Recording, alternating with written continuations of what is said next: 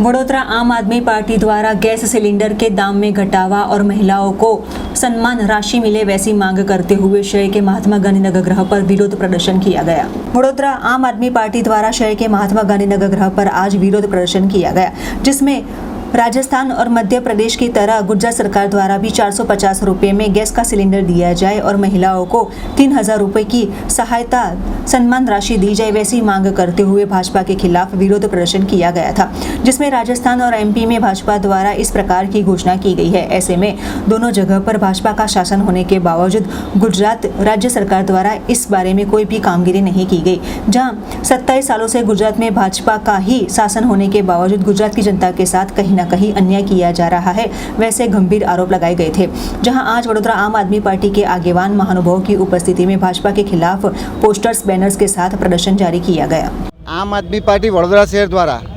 Bharatiya Janata party जे रीते मध्य प्रदेश और राजस्थान ની અંદર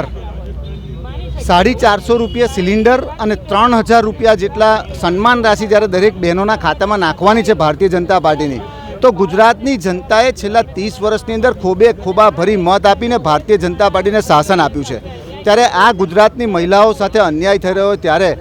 આમ આદમી પાર્ટી વડોદરા શહેર દ્વારા અને સમગ્ર ગુજરાતના લોકો એક જ માંગ કરી રહ્યા છે કે તમામ મહિલાઓને અહીંયા 450 રૂપિયા ગેસનો સિલિન્ડર મળવો જોઈએ। અને સાથે સાથે અને બીજી એક વાત છે કે જ્યારે આમ આદમી પાર્ટી આ જ્યારે વાત કરતા હતા ત્યારે એને રેવડી કહેવામાં આવતી હતી ને અત્યારે ભારતીય જનતા પાર્ટી એની નકલ કરી રહી છે। પણ હું એમને ખૂબ આવકારું છું કે ભલે મહિલાઓને 450 રૂપિયા આપો છો, પરંતુ ગુજરાતની પણ મહિલાઓને 450 રૂપિયા સિલિન્ડર મળવો જોઈએ।